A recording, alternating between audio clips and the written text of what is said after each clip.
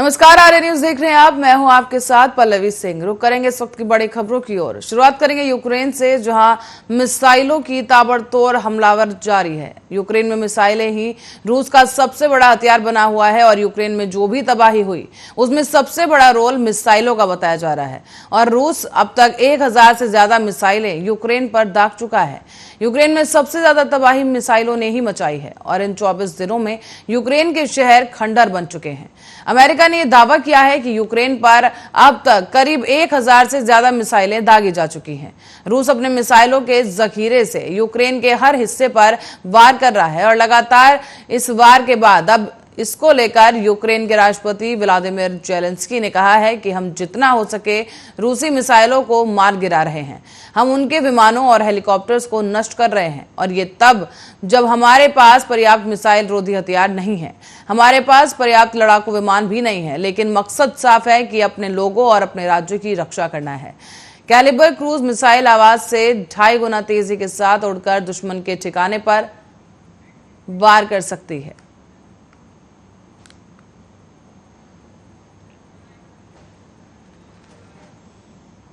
तो अफगानिस्तान में पिछले वर्ष अगस्त में सैन्य माध्यमिक से सत्ता हस्तांतरण करने वाले तालिबान ने अब लड़कियों की शिक्षा के लिए आखिरकार एक महत्वपूर्ण फैसला लिया है। तालिबान सरकार ने यह ऐलान कर दिया है कि अगले हफ्ते से देश में महिलाओं के लिए स्कूल कॉलेज खोले जाएंगे। और तालिबान सरकार में शिक्षा मंत्री अजीज अहमद रियान ने यह कहा है कि अगले हफ्ते से लड़के और लड़कियां दोनों के लिए स्कूल खुलेंगे। हालांकि इसके साथ ही तालिबान ने अजीबोगरीब शर्तें रखी हैं। उन्होंने कहा है कि लड़के लड़कियां अलग अलग स्कूलों में पढ़ाई करेंगे। लड़कियों के स्कूल में सिर्फ लेडीज टीचर ही पढ़ा सकेंगे और कोई भी महिला बिना बुर्के के घर से बाहर नहीं निकलेगी। दूर दराज इलाकों में भी जहां टीचरों की कमी है, वहां पर बुजुर्ग पुरुष टीचर्स भी लड़कियों को पढ़ा सकते हैं। अहमद ने कहा है कि इस साल कोई स्कूल बंद नहीं होंगे और तालिबान सरकार के इस ऐलान के बाद अब अंतर्राष्ट्रीय पटल पर अपनी छवि सुधारने के रूप में देखा जा रहा है। आपको बता दें कि सरकार के गठन के बाद से ही तालिबान को दुनिया के कई देश और सरकार का दर्जा नहीं दिया जा रहा था और उसे आतंकी संगठन माना जाता था। और अब आपको बता दें कि तालिबान ने अफगानिस्तान में इस्लामी कानून लागू कर दिया है। यही नहीं बल्कि उनका फरमान है कि कोई महिला अकेले बाहर नहीं निकलेगी। अगर किसी महिला को अकेले घर से बाहर निकलने की जरूरत पड़ भी जाए तो उसके साथ किसी पुरुष का होना बहुत जरूरी है। आपको बता दें कि तालिबान राज में कुछ प्रांतों में महिलाओं को काम करने की इजाजत नहीं दी जा रही है। सिर्फ स्वास्थ्य वर्ग और विभाग में महिलाओं को काम करने की आजादी दी गई है। आपको बता दें कि अफगानिस्तान में महिलाओं की स्थिति पर पीएम मोदी ने भी चिंता व्यक्त की थी और उन्होंने शंघाई समिट में अफगान महिलाओं के अधिकारों के लिए दुनिया के देशों को आगाह किया था।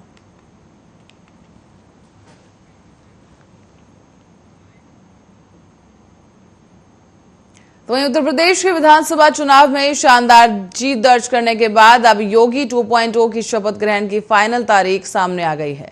लखनऊ में सीएम योगी आदित्यनाथ के पद की शपथ ग्रहण समारोह रखा जाएगा और तारीख 4 दिनों के लिए आगे बढ़ा दी गई है। सूत्रों के मुताबिक पहले 21 तारीख को शपथ ग्रहण की खबर थी, लेकिन अब योगी का शपथ ग्रहण समारोह शुक्रवार को होगा, जो कि 25 मार्च को है।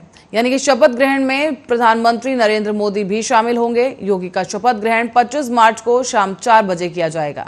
लखनऊ के इकाना स्टेडियम में तैयारी पूरी की गई है। हालांकि अभी भी मंत्रिमंडल की पूरी लिस्ट फाइनल नहीं हो पाई है और शपथ ग्रहण में देरी की असल वजह इसी को माना जा रहा है। समारोह में पीएम मोदी के अलावा केंद्रीय गृह मंत्री अमित शाह, बीजेपी के राष्ट्रीय अध्यक्ष जेपी नड्डा समेत केंद्रीय मंत्री भी शामिल होंगे। योगी सरकार की शपथ ग्रहण की तारीख बढ़ी है तो तैयारियां और भी ज्यादा बड़ी हो गई और साथ ही मेहमानों की लिस्ट भी। माना जा रहा है कि बीजेपी के तमाम बड़े नेताओं को समारोह में बुलाने की योजना है और बड़ा सा मंच तैयार किया जाएगा और उसके सामने इकाना स्टेडियम में भारी तादाद में बीजेपी के कार्यकर्ता होंगे। इतना ही नहीं बल्कि शपथ ग्रहण समारोह में देश के नामी उद्योगपतियों और धर्माचार्यों को भी निमंत्रण दिया गया है। और इन सबके अलावा इस बार बीजेपी की जीत में अहम भूमिका निभाने वाले सरकारी योजना के लाभार्थियों को भी बुलाया जा रहा है। सूत्रों के मुताबिक जानकारी सामने आई है कि शपथ ग्रहण कार्यक्रम में बसपा सुप्रीमो मायावती, सपा संरक्षक मुलायम सिंह यादव, सपा अध्यक्ष अखिलेश यादव और कांग्रेस की राष्ट्रीय अध्यक्ष सोनिया गांधी, महासचिव प्रियंका गांधी वाड्रा समेत विपक्षी दलों के नेताओं को भी आमंत्रित किया जाएगा।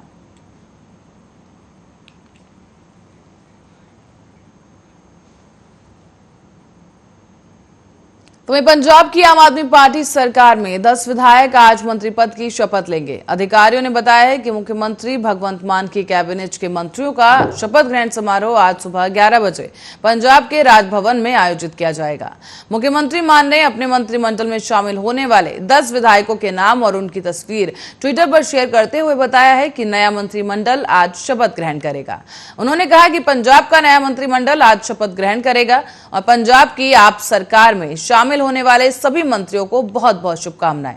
पंजाब की जनता ने हम सबको बहुत बड़ी जिम्मेदारी दी है और हमें दिन रात मेहनत करके लोगों की सेवा करनी है। दरअसल पंजाब को एक ईमानदार सरकार की जरूरत है जो हम देंगे। आपको आगे बता दें, उन्होंने लिखा कि हमें रंगला पंजाब बनाना है। पंजाब की नई सरकार में जो नेता मंत्री पद की शपथ लेने जा रहे हैं उसमें आम आदमी पार्टी के वरिष्ठ नेता हरपाल सिंह चीमा प्रमुख है। इसके अलावा बलजीत कौर, हरभजन सिंह इतो, विजय सिंगला, लाला सिंह कटरोचक, गुरमीत सिंह मीत हायर, कुलदीप सिंह धालीवाल, लालजीत सिंह भुल्लर, ब्रह्मशंकर और हरजोत सिंह बैंस के मंत्री पद की शपथ लेने की जानकारी है। बता दें कि पंजाब में कैबिनेट में मुख्यमंत्री समेत 18 मंत्री हो सकते हैं। सूत्रों का यह भी कहना है कि शपथ ग्रहण के बाद मंत्री अपना पदभार संभालेंगे और दोपहर के समय आप सरकार की पहली कैबिनेट बैठक होगी। पंजाब के राज्यपाल बनवारी लाल पुरोहित ने गत बुधवार को भगवंत मान को मुख्यमंत्री पद की शपथ दिलाई थी और इस बार विधानसभा चुनाव में आम आदमी पार्टी को 117 सदस्यीय विधानसभा में से कुल 92 सीट हासिल हुई थी।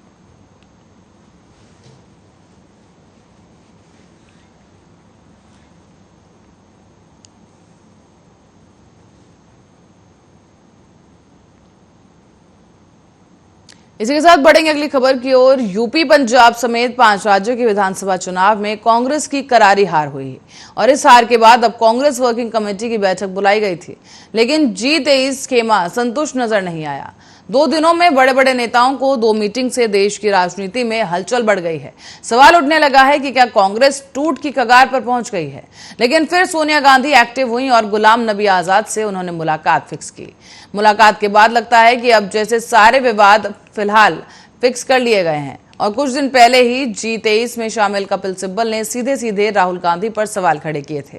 उसके बाद 2 दिन तक G23 की 2 मीटिंग्स हुई और उसके बाद भूपेंद्र हुड्डा के जरिए सोनिया गांधी से नाराज गुट की मीटिंग तय की गई और कल जब गुलाम नबी आजाद सोनिया गांधी से मिलकर मीडिया के सामने आए तो कहा गया कि पार्टी नेतृत्व से कोई नाराजगी नहीं है। गुलाम नबी आजाद ने कहा कि लीडरशिप का कोई सवाल ही नहीं उठा है। जब सोनिया गांधी जी ने अपना इस्तीफा देने की पेशकश की थी तो हम सभी लोगों ने उनसे कहा कि आप बतौर अध्यक्ष कामकाज जारी रखिए, क्योंकि जब पार्टी के चुनाव होंगे तब उस वक्त बात होगी। अभी तो पार्टी के चुनाव नहीं हो रहे हैं तो कौन पार्टी प्रेसिडेंट बनेगा, कौन नहीं बनेगा, वो तभी देखा जाएगा। जो पार्टी के कार्यकर्ता हैं वो फैसला करेंगे कि अध्यक्ष कौन होगा और आज तो पार्टी अध्यक्ष की कोई जगह खाली नहीं है। नेतृत्व से नाराजगी का सवाल ही नहीं है तो फिर मीटिंग की क्या जरूरत। इस पर गुलाम नबी आजाद ने कहा कि पार्टी में सुधार के लिए G23 की ओर से कुछ सुझाव देने आए थे। आजाद ने यह भी कहा कि कुछ सुझाव हैं जो पार्टी को ठीक करने के लिए हमने दिए। संगठन को मजबूत करने के लिए सोनिया गांधी जी की चर्चा नेताओं से होती रहती है और हम पहले ये कह चुके हैं और ये चर्चा कर चुके हैं।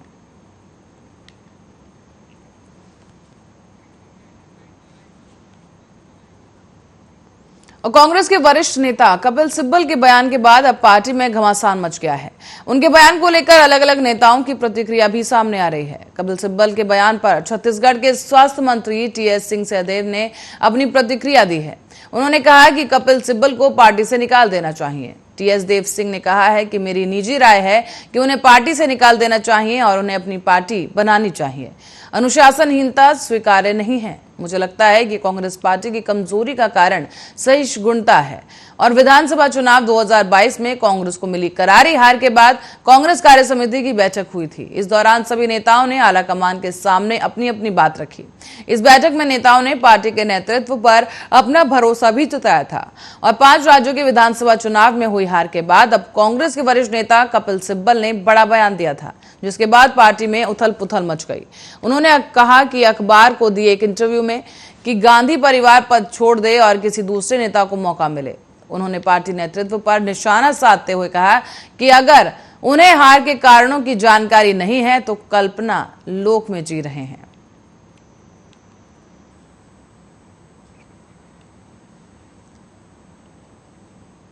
और मध्य प्रदेश के इंदौर के बाणगंगा में होलिका दहन के कार्यक्रम में डांस करते करते एक युवक ने खुद ही अपने सीने में चाकू घोंप लिया। उसे घायल अवस्था में अस्पताल ले जाया गया और अस्पताल में इलाज के दौरान उसकी मौत हो गई है। इस घटना की जानकारी सीसीटीवी फुटेज के जरिए सामने आई और बाणगंगा थाना एसआई योगेश करासिया के मुताबिक घटना गुरुवार की देर रात 3 बजे कुशवाहा नगर की बताई जा रही है। वहां 38 साल के एक शख्स गोपाल ने अपने दोस्त और परिवार के लोगों के साथ होलिका दहन के प्रोग्राम में डीजे पर डांस किया। गाने पर नाचते हुए उसने हाथ में एक चाकू लेकर खुद को ही सीने में मारने का एक्शन किया। चाकू गोपाल के सीने में गहराई तक चला गया और इसी वजह से उसके सीने से खून बहने लगा। आसपास मौजूद दोस्त और रिश्तेदार उसके पास गए और उसे अस्पताल लेकर पहुंचे, लेकिन इलाज के दौरान उसकी मौत हो गई। पुलिस के मुताबिक गोपाल की पत्नी और बेटा माता पिता साथ रहते हैं। उसने एक अन्य महिला को भी अपने साथ रखा है और उसके साथ वो डांस कर रहा था। सभी दोस्तों ने साथ में शराब पी थी और रात को नाचने के पहले वो चाकू लेकर आ गया था और उसके हाथ में लेकर फिल्मी गाने पर एक्शन किया और खुद को ही घायल कर लिया। पुलिस ने फिलहाल मामला दर्ज कर मामले की जांच शुरू कर दी है।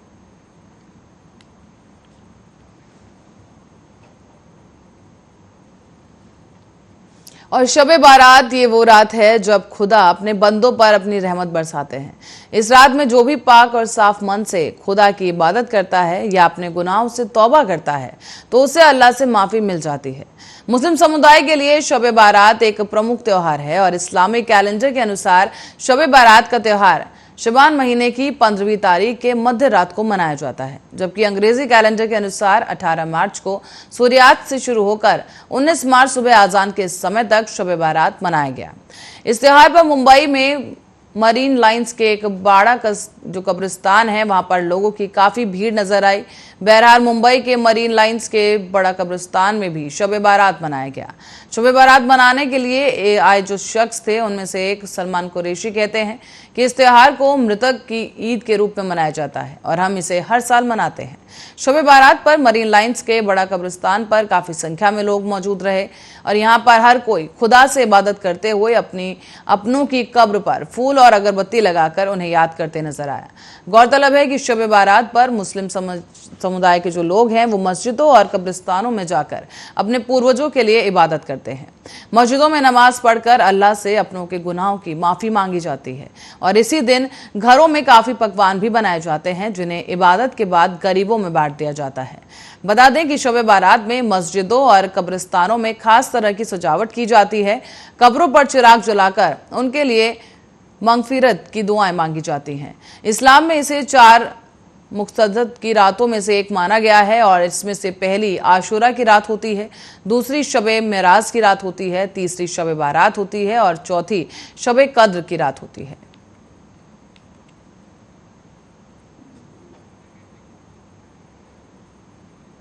और सियाचिन ग्लेशियर को दुनिया भर में सबसे ज्यादा ऊंचाई पर बने युद्ध स्थल के तौर पर माना जाता है। भारत और पाक के नियंत्रण रेखा के पास स्थित ग्लेशियर की प्राकृतिक इतिहास भी बहुत मजबूत है। ये भारत का सबसे बड़ा और दुनिया का दूसरा सबसे बड़ा ग्लेशियर है जो ध्रुवीय इलाके से बाहर बना है। इससे बड़ा ग्लेशियर है तजाकिस्तान का फेंचिनको ग्लेशियर जो कि लगभग 78 किलोमीटर के दौरे में फैला है और सियाचिन ग्लेशियर कई वजहों की वजह से बहुत खास है। आप भी देखिए इस रिपोर्ट में।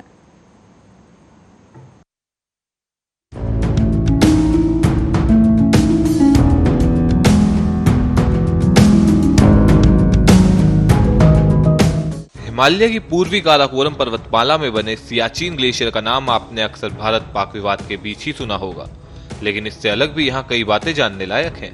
सियाचिन नाम तिब्बती भाषा बाल्टी से निकला है। इसमें सिया का मतलब है गुलाब और चीन का अर्थ है बिखरा हुआ। तो इस तरह से सियाचिन का अर्थ हुआ वो जगह जहाँ गुलाब बिखरे हुए होते हैं। हालांकि ये नाम इस बर्फीले रेगिस्तान की तासीर से एकदम अलग है।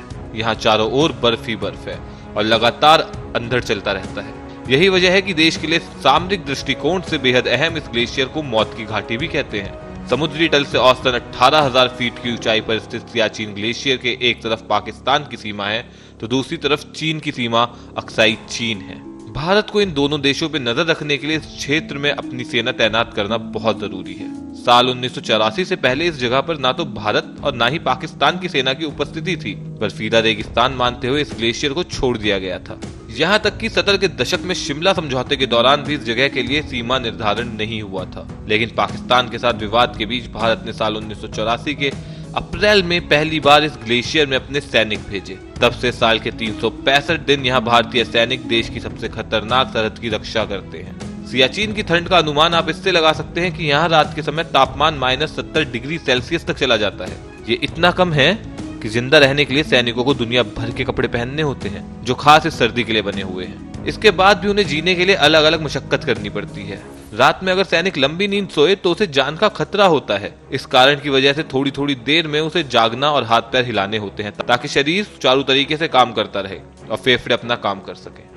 बता दें कि शरीर को जितनी जरूरी है उसकी केवल 30% ऑक्सीजन ही यहाँ फेफड़ों तक पहुँच पाती है। ऐसे में सैनिकों को जीवित रहने के लिए अलग अलग ट्रेनिंग से गुजरना होता है। वहीं दिन के समय सियाचिन में जमी बर्फ सूरज की हल्की किरणों से भी इतनी तेजी से चमकती है कि अगर नंगी आंखों से बर्फ देखी जाए तो आंखों की रोशनी जा सकती है। इससे बचाव के लिए सैनिकों को हर समय अलग अलग तरह के चश्मे पहनने होते हैं। वहीं रात में 100 से 200 किलोमीटर प्रति घंटे की रफ्तार से बर्फीली आंधी चलती है। ऐसे में सीधी हवा के संपर्क में शरीर का कोई भी हिस्सा आने पर तुरंत हाइपोथर्मिया का खतरा रहता है। सियाचिन ग्लेशियर में चारों ओर बर्फ और ऊंची नीची जानलेवा खाइयां हैं। ऐसे में वनस्पति की तो बात ही क्या की जाए। लेकिन थोड़ा नीचे आने पर यहाँ कुछ खास बर्फीले जानवर जरूर होते हैं।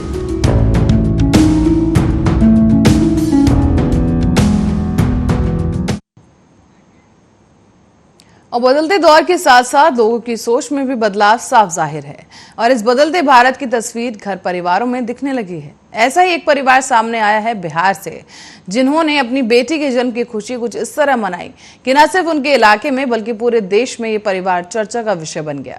पर आखिर ऐसा क्या किया इस पिता ने, आप भी देखिए इस रिपोर्ट में।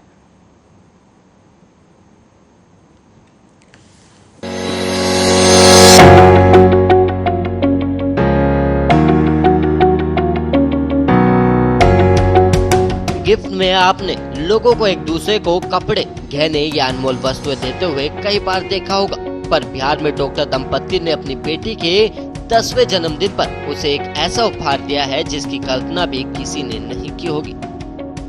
और इस अनोखे और बहुमूल्य उपहार की चर्चा अब पूरे देश में हो रही है।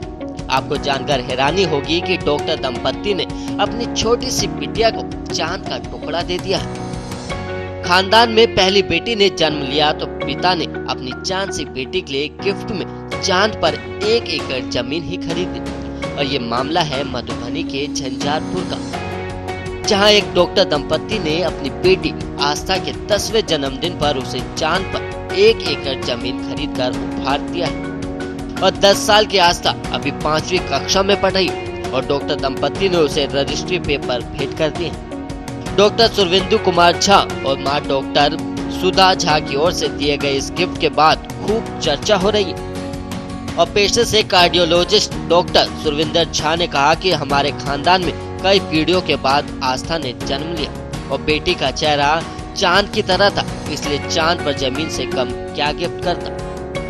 तो बस फिर 1.5 साल की कड़ी मशक्कत वाली प्रक्रिया के बाद जनवरी 2022 में अमेरिका की लूना सोसाइटी इंटरनेशनल ने डॉक्यूमेंट भेज दिया। और डॉक्टर सुरविंदु झा ने आगे बताया कि जम्मू के कटरा में माता वैष्णो देवी के दरबार में 25 फरवरी 2022 को ही बेटी को सर्टिफिकेट सौंप दिया गया। और वहीं आपको बता दें कि दोनों डॉक्टर दंपति झंझारपुर RS क्षेत्र के नगर पंचायत में एक निजी नर्सिंग होम में कार्यरत थे। तो वहीं आपको बता दें कि चांद पर जमीन खरीदना इतना आसान नहीं है। डॉक्टर सुरविंदु का कहना है कि उन्हें काफी मशक्कत करनी पड़ी, तब जाकर चांद पर जमीन का छोटा सा टुकड़ा वो खरीद पाए। और इसकी शुरुआत हुई खोजबीन से। डॉक्टर सुरविंदु ने विभिन्न वेबसाइट पर इसकी प्रक्रिया तलाशी और खरीदारी का माध्यम खोजा। और इसके बाद उन्हें अमेरिका के कैलिफोर्निया के लूना सोसाइटी के बारे में पता चला। तब जाकर कहीं डॉक्टर साहब ने वेबसाइट पर ईमेल कर संपर्क किया और फिर सफर शुरू हुआ बेटी के लिए तोहफा खरीदने का। और फिर एक दिन इसके बाद डॉक्टर सुरविंदु को प्लॉट मिलने का कंफर्मेशन वाला मेल भी आ गया। और इसमें बताया गया कि जमीन का सी ऑफ क्लाउड्स में चांद पर जमीन बेटी के नाम होने का जिक्र था। बस फिर क्या था, इसके बाद डॉक्टर सुरविंदु ने पेमेंट किया और कुरियर के माध्यम से जो डॉक्यूमेंट्स आए थे उन पर बेटी का साइन कराकर फैक्स कर दिया गया। और ऐसे एक पिता ने अपनी बेटी का जन्मदिन सबसे निराला बना दिया और उसे सबसे निराला तोहफा दिया गया। Bureau report, Arya news.